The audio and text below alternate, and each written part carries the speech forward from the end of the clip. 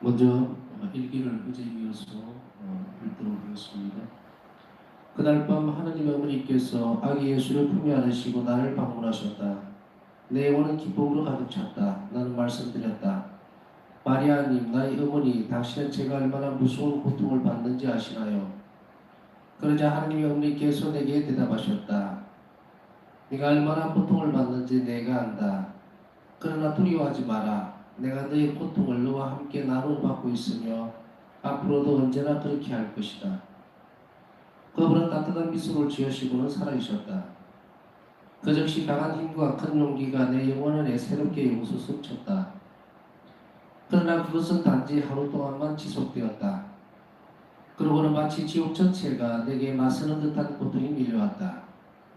모든 거룩하고 신성한 것들에 대한 무서운 정오가 내 영혼 안으로 몰려들기 시작했다. 남은 생애 동안 나는 계속 이런 영적인 고통을 받아야만 할 것 같았다. 나는 성체를 향해 예수님께 말씀드렸다. 나의 정비이신 예수님, 당신은 제 영혼이 당신에 대한 그리움 때문에 죽어가고 있다는 것을 모르십니까? 당신은 이처럼 애타게 당신을 사랑하는 영혼에게 어떻게 당신 자신을 숨기실 수 있습니까? 예수님, 저를 용서해 주십시오. 당신의 거룩한 뜻이 제 안에서 이루어지게 해 주십시오. 저는 한 마리의 비둘기처럼 불평 없이 묵묵히 이 고통을 받겠습니다. 저는 제 마음이 단 한마디의 서러운 불평도 하지 못하게 하겠습니다. 수련기의 끝. 내 고통은 줄어들지 않는다. 내 몸은 더 허약해져서 나는 수녀의 모든 영적 수련을 면제받았다. 대신에 나는 화상기도만을 하게 되었다. 1928년 4월 16일 성금요일에 예수님은 바로 당신 사랑의 불꽃 속으로 내 마음을 가져가셨다. 저녁 성체 조비 시간 동안에 이런 일이 일어났다. 갑자기 하나님의 현존이 나를 감쌌고 나는 다른 모든 것을 잊어버렸다. 예수님께서 나로 하여금 당신이 나 때문에 얼마나 많은 고통을 겪으셨는지를 깨닫게 해주셨다. 이것은 아주 잠깐 사이였다. 지독한 그리움, 하느님 사랑에 대한 갈망. 첫 서원, 1928년 4월 30일 첫 번째 유기서원. 적극적인 사랑으로 하나님을 위해서 나를 완전히 비우려는 간절한 열망. 그러나 나와 아주 가까운 수녀들까지도 전혀 알아차릴 수 없는 사랑. 그러나 첫 서원을 한 후에도 거의 반년 동안이나 어둠이 계속 내 영혼을 지배했다. 한 번은 내가 기도를 하고 있을 때 예수님께서 내 영혼을 온통 다 당신으로 가득 채우셨고 어둠은 뭐가 없어졌다. 그리고 나는 내 안에서 이런 말씀을 들었다. 너는 나의 기쁨이다. 너는 내 마음의 즐거움이다. 그 순간부터 내 마음 안에, 그러니까 나 자신 안에 지극히 거룩하신 삼위일체께서 계심을 느꼈다. 그리고 나 자신이 하나님의 빛으로 가득 찬 것을 느꼈다. 그때부터 내 영혼은 하나님과 아주 긴밀한 친교 안에 있다. 이것이 마치 어린아이와 그가 사랑하는 아버지와의 사이 같은 것이다. 한 번은 예수님께서 나에게 말씀하셨다. 원장수녀에게 가거라. 그리고 그에게 네가 7일 동안 고복을 입고 매일 밤 한 번 일어나서 경당에 올 수 있도록 허락을 청하여라. 나는 즉시 네 하고 대답을 했지만 실제로 원장수녀에게 가는 데에는 어려움이 있었다. 저녁에 예수님께서 내게 물으셨다. 너는 이 일을 언제까지 미룰 작정이냐? 나는 원장수녀를 보면 바로 그 순간에 이 말을 하겠다고 결심했다. 다음날 오전에 나는 원장수녀님이 식당으로 가시는 것을 보았다. 주방과 식당과 알루시아 수녀의 작은 방이 모두 나란히 한 곳에 있었기 때문에 나는 원장 수녀님에게 알루시아 수녀의 방으로 들어오시라고 청했다. 그러고는 주 예수님께서 원하시는 것을 말했다. 그 말에 원장 수녀님은 대답했다. 나는 수녀님이 고복을 입는 것을 허락할 수 없습니다. 절대로 안 됩니다. 만약 예수님께서 수녀님에게 그인들과 같은 강력한 체력을 주신다면 그러면 그때에는 그런 고행을 허락하겠습니다. 나는 원장 수녀님에게 시간을 빼앗아서 죄송하다고 용서를 청하고는 그 방에서 나왔다. 그 순간 나는 예수님께서 부엌문 앞에 서 계신 것을 보았다. 그래서 그분께 말씀드렸다. 주님께서 그런 고행을 할 수 있는 허락을 청하라고 하셨는데 원장 수녀는 허락하지 않겠다고 합니다. 예수님께서 말씀하셨다. 네가 원장 수녀와 대화를 나눌 때 나도 여기 있었다. 그래서 모든 것을 다 안다. 내가 너에게 요구하는 것은 고행이 아니라 순명이다. 순명함으로써 너는 나에게 큰 영광을 주고 너 자신도 봉사의 공로를 얻는다.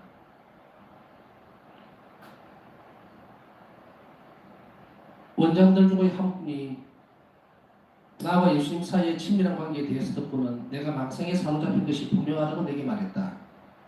그는 주 예수님께서는 성인들하고만 이런 방법으로 가까이 하시지 수녀님과 같은 죄 많은 영혼들하고는 그렇게 하시지 않는다고 나에게 말했다. 그 후부터는 마치 내가 예수님을 완전하게 믿지 않는 것처럼 되었다. 한 번은 예수님과의 아침 대화 중에 나는 말씀드렸다. 예수님 당신은 환상입니까? 예수님께서 내게 대답하셨다. 내 사랑은 아무도 속이지 않는다. 한 번은 내가 거룩하신 삼위일체에 대하여 그리고 하나님의 본체에 대해서 곰곰이 생각하고 있었다. 나는 하나님이 어떤 분이신지를 알고 깊이 탐색하고 싶은 간절한 마음을 갖게 되었다. 그러던 어느 순간 내 영혼은 내세인 듯한 곳으로 이끌려 올라갔다. 가까이 할 수 없는 빛을 보았고 이 빛 안에는 내가 이해할 수 없는 빛의 원천인 듯한 세계 형상이 나타났다. 그러고는 그 빛으로부터 번개와 같은 형태의 말씀들이 나와서 하늘과 땅을 휘감았다. 아무것도 이해할 수 없어서 나는 몹시 슬퍼졌다. 그런데 갑자기 이 가까이 할 수 없는 빛의 바다로부터 우리의 지극히 사랑하는 구세주께서 나오셨다. 그분은 찬란히 빛나는 상처들을 가진 말할 수 없이 아름다운 모습을 하고 계셨다. 그리고 이 빛으로부터 다음과 같은 목소리가 들려왔다. 하나님이 어떤 분이신지 그 본체를 깊이 알 수 있는 이는 아무도 없다. 인간도 천사들까지도. 예수께서 내게 말씀하셨다. 하나님의 속성을 묵상하여 그분을 알도록 하여라. 잠시 후 그분은 당신 손으로 십자 성호의 표지를 하시고는 사라지셨다. 네, 오늘은 여기까지만 하겠습니다. 다음 부분으로 넘어가면 좀 길어질 것 같습니다. 파우스타 성녀의 일기를 조금 더 잘 이해를 하려면, 좀 더 도움이 되려고 하면 파우스타 성녀의 영성적인 부분이라든지 이런 것들을 깊이 있게 알아보는 것도, 알아듣는 것도 중요하지만 우선은 이제 가장 기초적인 부분이라고 할까요? 파우스타 성녀가 어떤 처지로 수녀원에 해 쉽게 얘기하면 위치가 어딘지를 또 어떤 대우를 받고 있는지 뭐 이런 주변적인 상황들을, 일상적인 상황을 먼저 좀 알고 나면 왜 수녀님에게 우리가 아는 이 성인이신 파우스타 성녀 이전에 평범하고 소박하고 아직 예수님을 깊이 있게 알지 못하는 그러한 수련기에 있는 한 수녀의 이야기의 모습, 그리고 그때 당시에 수녀원의 환경들을 우리가 조금 이해하고 가면 왜 사람들이 파우스타 성녀를 무시하고 또 어떤 때는 막 정말 말도 안 되는 대접을 해버리고 무시하고 밀어내고 깔보고 이런 것을 그 상황을 좀 더 쉽게 이해할 수 있습니다. 조금 더 편하게 말씀드리면 파우스타 성녀는 배우지도 못했어요. 초등학교 2학년밖에 못 나온 수준이었고, 우리말로 하면은 가방끈이 짧다. 예. 학식으로는 비교할 수 없을 만큼 그렇죠. 그때 당시 수녀원의 어떤 분위기라든지 모습은 많이 배우고 여러 부류의 사람들이 수녀원에 들어와 있었습니다. 잘 배운 사람도 있었을 것이고요, 부유한 집안의 사람도 있었을 것이고, 항상 가난하고 이런 분들만 수녀원에 있었던 것은 아닙니다. 그렇기 때문에 이 학식의 정도, 그러니까 얼마만큼 학력이 어떻게 되느냐에 따라서 직책들도 이렇게 갈라지게 되어 있습니다. 그래서 누군가를 가르칠 수 있는 학력에 이르렀던 수녀님들은 이제 학생들을 가르치고 수련자들을 가르치고 그런 입장이 될 거고요. 또 그렇지 못한 사람들은 뭐 가르쳐라 해도 가르칠 수가 없으니까 이제 일반적으로 문지기 혹은 부엌에서 주방에 봉사하는 것 이런 데 대한 고리로서 봉사를 하게 됩니다. 그래서 이게 쉽게 얘기하면 직무가 그렇게 나누어지게 되죠. 그러니까 파우스타 성녀가 특별하게 무슨 무시를 당하고 푸싱 당해갖고 그렇게 또 너무 겸손해서 문지기, 종지기 이런 식으로 했던 것은 아닙니다. 사실은 분리적인 부분들이 우선 있었어요. 그리고 또 하나는 이제 옛날에 지금은 상황을 제가 수도원에 갔던 상황을 잘 모릅니다만은 옛날에 그때 당시의 모습을 그대로 그냥 이해를 하자면은 한 수녀님이 수도원에 들어오게 되면 입회를 하게 되면 이제 숙식 문제를 해결합니다. 자는 것은 괜찮은데 먹고 입고 하는 문제가 생깁니다. 그래서 수녀님 한 분이 입회를 하게 되면 그 수녀님이 를 후원해주는 사람이 한 명 있게 됩니다. 물론 돈이 좀 있고 그리고 또 어떤 때는 뭐 고관 대작부인도 있고 뭐 백작도 있고 그렇겠죠. 귀족 부류의 사람들 좀 이제 돈이 있고 하는 그런 사람들이 있죠. 그 사람들이 이제 후원을 맡아줘야만 한 분이 수령원에 입회를 할 수가 있는 그런 상황이었습니다. 그것은 나중에 일기에도 나오죠. 나오게 되니까 그때 다시 설명을 하겠습니다. 바우스타성 또한 마찬가지로 후원자가 있어서 그 귀족 부인의 도움으로 이제 그 수령원 생활을 할 수가 있었어요.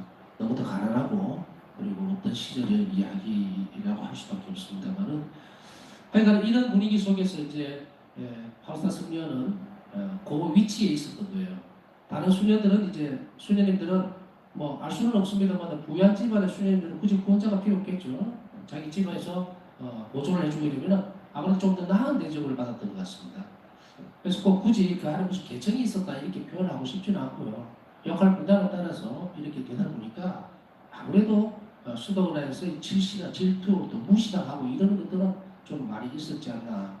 이제 이런 그 전반적인 분위기를 조금 알고서 바우스타 성녀의 위치를 이제 찾아보면은 왜 그렇게 무시를 당하고 하는 것도 정도가 좀 더 심했을 수 있다라고 하는 것을 우리가 알 수 있게 됩니다.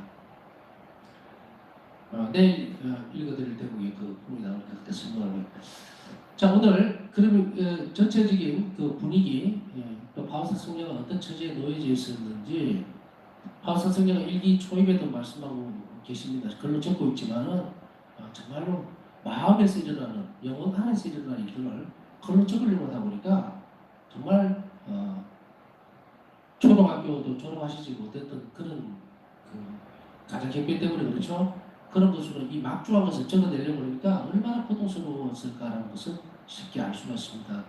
그러나 하나님께서 은총으로 도와주셔서 충실하게 일어나는 일들을 최선을 다해서 적으셨고 그것이 우리에게 얼마나 큰 보물인지 모르겠습니다. 바우스타 성녀는 이제 이 수련기에 들어와서도 하나님께로부터 많은 은총을 받으면서도 위로를 느끼는 순간이 아주 짧았습니다. 오늘 일기 초입에 읽어드린 대목에서 성령께서 오셔서 위로를 주셨음에도 불구하고 금방 1시간도 되지 않아서 그것이 단 또 하루 동안만 지속되었다. 그러나 그것은 단지 하루 동안만 지속된다. 하루 정도죠. 하루 정도만 가고 그다음 그 기쁨이 다시 또 너무도 힘든 상황으로 바뀌어버립니다. 고통이 너무 크다 보니까 잠깐의 휴식처가 되셨던 부분이지만 이것이 그래도 바우스타 성녀에게 다시 일어날 수 있는 자그마한 어떤 위로가 되지 않았을까 싶습니다. 그러나 이 상황들이 계속되리라고 하는 것, 이런 갈등들, 정말 하나님께 대한 어떤 버림받았다는 생각과 그리고 정말로 우리 안에서 일어날 수 있는 것들을 그대로 고백하고 있습니다. 모든 거룩하고 신성한 것들에 대한 무슨 조언과 내 영혼 안으로 몰려들기 시작합니다. 이게 뭐냐면은 플러스 보면은 성찬에 계신 예수님도 의심하고 뭐 뭐든 하여간 거룩한 하나님 왜 그렇게 해? 그렇다면 왜 나를 이렇게 할 수가 있어? 이런 여러 가지 충돌이 계속 일어나면서 정신으로 발전되고 그것이 고통으로 이렇게 고푸심으로 드러나는 그 사이에서 고통이 엄청났다는 거죠. 그래서 바우스타 성녀는 이렇게 말씀하고 있죠. 당신은 제 영혼이 당신에 대한 그림으로 죽어가고 있는 것을 무엇입니까? 이렇게 묻고는 또 적시로 용서해 달라고 전합니다. 왜냐하면 바로 거룩한 뜻이 제 안에서 이루어지게 해주십시오. 그렇게 해야지는 안 된다는 것을 알면서도 그 말씀을 드리고는 또 적시로 그것에 대해서 큰 오해에 섞인 그런 또 용서를 청하게 됩니다. 이런 그 기복적인 부분들이 고통들이 계속해서 일어나면서 이 영혼을 저하시키고 있는 겁니다. 우리 또한 이런 상황에 똑같이 놓여질 수가 있습니다. 수시로 하루에 여러 번지 아니면 뭐 기간을 두고 어때 짧게 좋았다가 하나님 또 기도 드렸다가 또 정말 무슨 소용이 있나 하고 일어날 수 있는 수없이 많은 이 부분들이 왜 나에게만 이렇게 어지럽고 복잡하게 주어지는가? 왜 하느님은 이런 유혹을 나에게 허락하시는가? 이런 부분에 대한 갈등들을 수없이 많이 겪지만 실제로는 한 영혼이 거룩하고 절대적인 하느님을 바라보기 위해서는 이 영혼은 반드시 이런 고통을 통해서 정화가 되어야만 합니다. 우리는 완전히 영적으로 되어 있는 존재만이 아니에요. 영적으로 창조된 존재는 천사밖에 없습니다. 천사님들만 영적으로 존재해요. 사람은 육적인 면에서 동시에 영적입니다.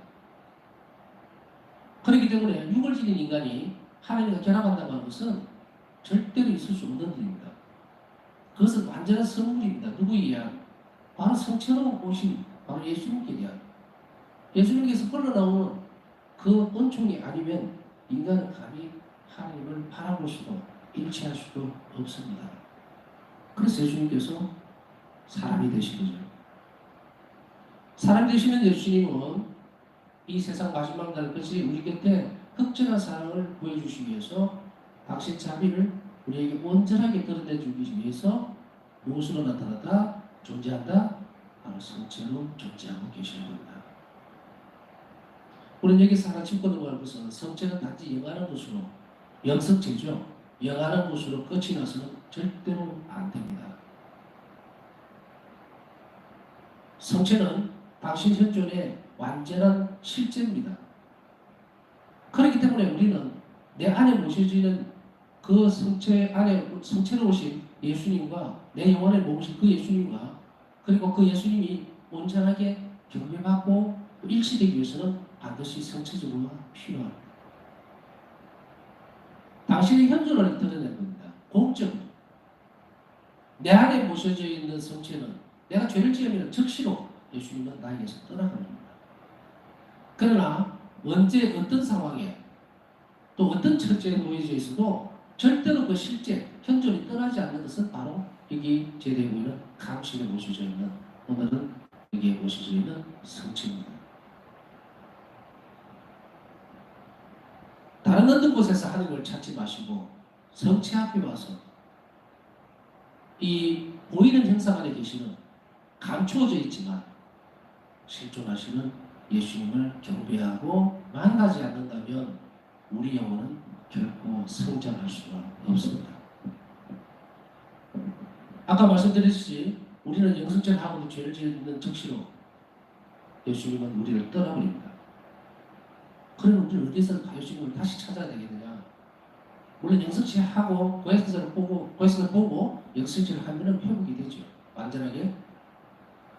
그러나 내 안에 예수님이 점점 더 성장하고 커지기 위해서는 반드시 무엇이 필요하다? 성체 안에 계신 예수님과 일치할 필요가 있습니다. 이 성체주의에 대한 것은 오늘 읽어드렸던 부분에도 분명히 남아있어요. 이제 일기의 끝으로 계속 갈수록 바울사 성경은 어떤 이런 괴로운 상황 또 힘든 상황에 이르를 때마다 어디를 갔는가? 묵주기도를 어디 가서 바쳤다. 이런 대목이 없어요. 무조건 성체 앞으로 뛰어오고요. 그 안에서 살아계신 예수님. 우리가 성체 조배를 한다는 것은 우리의 살아있는 신앙을 고백해내는, 드러내는 가장 확실한 표시입니다. 왜? 저는 당신이 살아있음을 믿습니다라는 거예요. 하나님께서 존재하심을 믿습니다.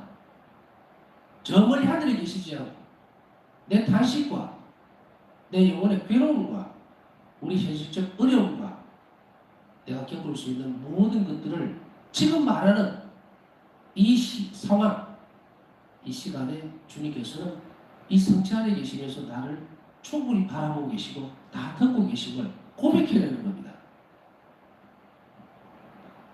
신앙인으로 살아가면서 성체 조배를 하지 않는다고 하는 것은 있을 수 없는 일이죠. 그것은 영성생활을 완전히 포기해버리거나 아니면 하나님과의 일치를 완전히 포기하는 태도입니다.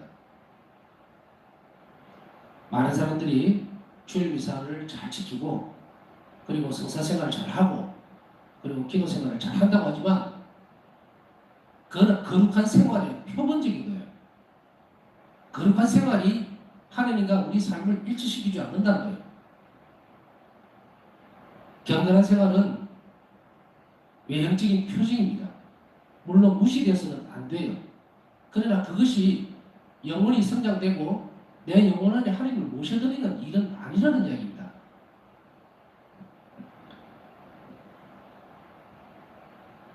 아무리 포장이 잘 되어 있는, 예를 들어서 캔이 있다 하더라도 그 안에 내용물이 없으면 그것은 아무 소용이 없죠. 경건하고 또 규칙적이고 또 거룩한 생활은 신앙적인 어떤 길입니다. 미사참내, 영성체, 이런 성사생활, 이거는. 그러나 그 경건함이 우리 구원을 보증해주지 못한다라고 바울사도는 말씀하고 있죠. 경건한 생활을 포장해서는 안 됩니다. 겉은 화려해 보일지 모르지만 그 안에 사람이 살지 않아요. 그 안에 예수님 머무실 수가 없어요. 왜? 내 생활 속에서, 내 기도 생활 속에서 하나님 앞에 성체 앞에 머문다라고 하는 것은 하나님, 주님 당신은 이 땅에 살아계심을 나는 믿고 고백합니다 하는 행위들이에요. 그 일이 지속되지를 않으면 우리는 현존하고 살아계신 하나님 은총을 우리가 받아들일 수 없다는 것을 잘 알아들어야 될 필요가 있습니다. 바울사 성경은 고통이 점점 줄어들지 않고 계속 늘어나감에도 불구하고 이 패턴이 있어요. 아까 말씀드렸듯이 정말 엉금엉금 끼어서라도 성체 앞에 와 있었다. 성체 앞에 머물면서도 예수님께 불평을 하기도 해요. 주님, 제가 여기 앞에서 고통스럽게 부르짖는 걸 다 하십니까? 해놓고는 너무도 인간적으로 또 후회가 되죠. 주님께 내가 무슨 말씀을, 이런 경박한 말을, 표현을 또 썼구나. 그런데 즉시 주님 용서해 주십시오.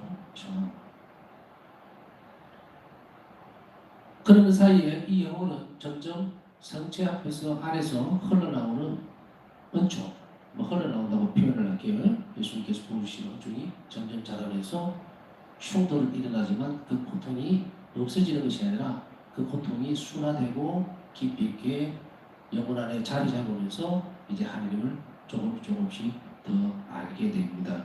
그것은 바울사 성녀가 뭐라고 표현을 하고 있냐면 지독한 그리움이 이제 자리 잡기 시작합니다.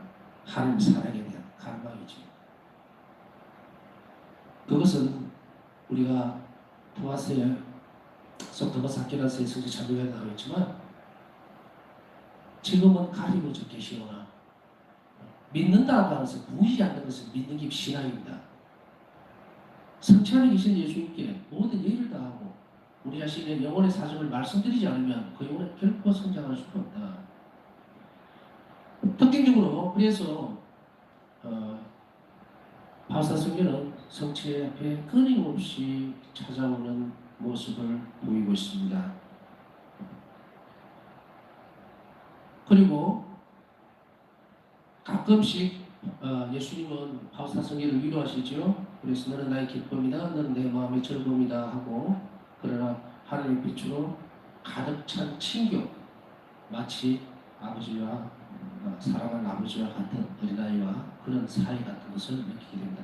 이 바울사 성경의 일기에서 드러나는 것은 우리가 이렇게 살아나는 겁니다. 바울사 성경가 이렇게 했으니까 이렇게 되는 것이 아니고, 자, 그 다음에 넘어가서 좀 중요한 대목이 숙명에 관련된 것이죠. 예수님께서 원작순에게 가서 7일 동안 먹어 입고 매일 밤 한번 일어나서 경당에 오시고 허락을 청해라고 하는데 소위 규칙이 어긋나죠.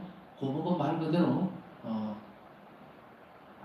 입으면 굉장히 안에 가시 같은 게 있어가지고 막 몸을 찌르고 하는, 몸을 고통스럽게 만드는, 그래서 예수님 순환과 그 고통을 함께 하려고 하는 그런 하나의 방식으로 이렇게 만들어진 옷인데, 바울사 성경가 사실은 이 옷을 입기에는 너무 허약해져 있었어요. 그래서 원작순례님은 절대로 거인과 같은 강력한 체력을 주신다면 하나님께서 내가 허락을 하겠지만 그렇지 않으면 돌아가실 수도 있습니다. 이 말이거든요. 허락할 수 없습니다 하고. 여기에서 우리는 한 가지를 알아둘 필요가 있죠. 바울사 성경은 예수님께 물음표가 던져지는 부분이 있었습니다. 이 부분은 다음에도 또 나와요. 어떤 부분이냐면 예수님은 그 문 앞에서 듣고 보고 계신 거죠. 대화하는 내용을. 그런데 왜 예수님은 그 원작 수녀가 거절할 것이라는 것을 알면서도 이를 시켰느냐는 거예요. 그리고 재촉하시기까지 했죠. 너는 일을 언제까지 미룰 작정이냐. 그래서 그때 바우스타 성녀를 밀어서 그 일을 계속 시키는 것이 보입니다.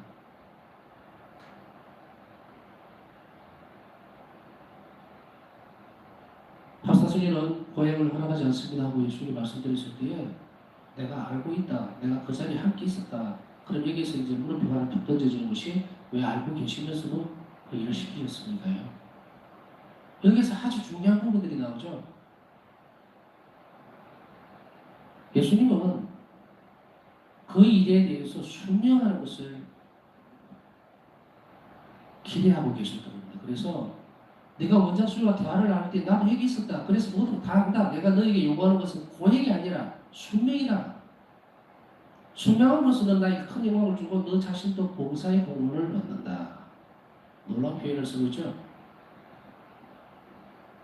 결과는 중요한 것이 아니라는 겁니다. 주님께서 원하실 때 시키는 대로 그 일에 용무와 관계없이 그 일을 실행해 나가는 것.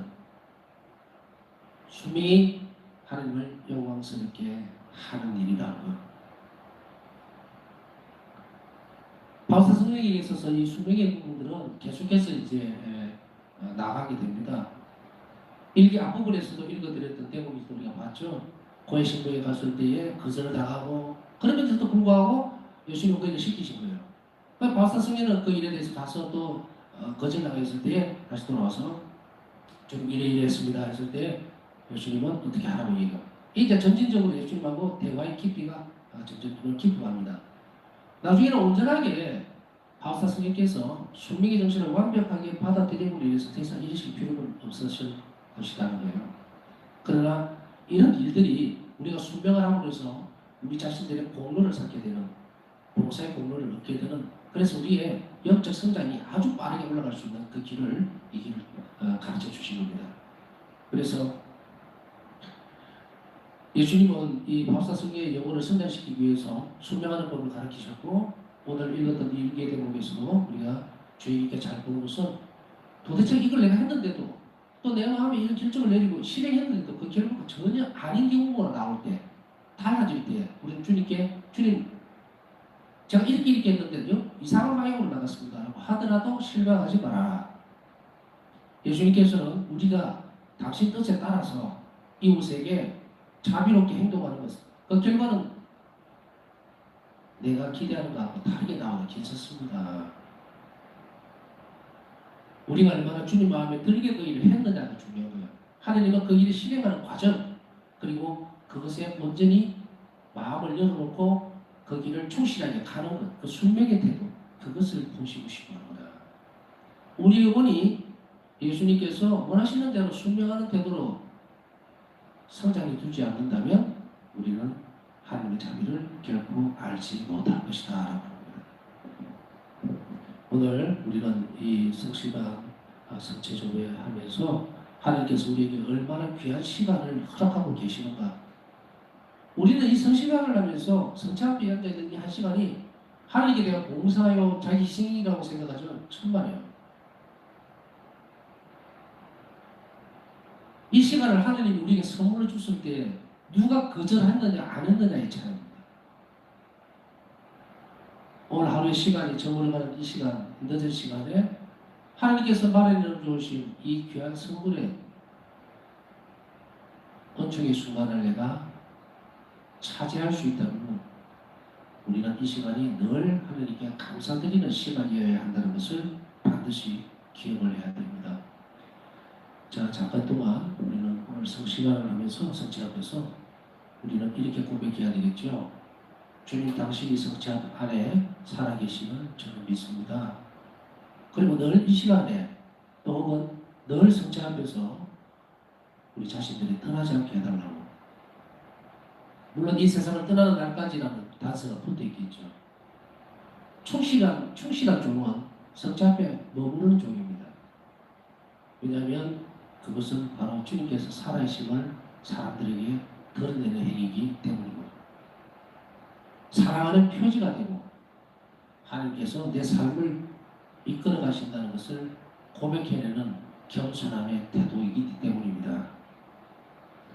오늘 우리는 우리 자신들이 일기를 통해서 들었던 많은 것들을 하나님께 고백해내고 또 어떤 일의 결과에 대해서 연연하지 않고 자비로운 태도와 자비로운 생각, 자비로운 기도로서 이웃을 돕는데 그 결과가 반대적인 것이 나온다 하더라도 우리는 결코 기가 죽거나 실망하거나 좌절하지 말아야 합니다. 왜냐하면 우리는 그 일을 행함으로 인해서 순명에 충실한 하나님 말씀에 충실한 수명적 태도를 드러냈기 때문에 하나님께 영광을 드리는 귀한 시간을 보내고 있기 때문입니다. 물론 성체 앞에서 또 성찬이신 예수님께 우리가 늘 부족하지만 한시라도 또 어느 시간이든 어느 때든 이런 순명의 태도를 결코 흐트러지게 하거나 또 상실시키지 않도록 은총을 주시도록 함께 청해야 되겠습니다.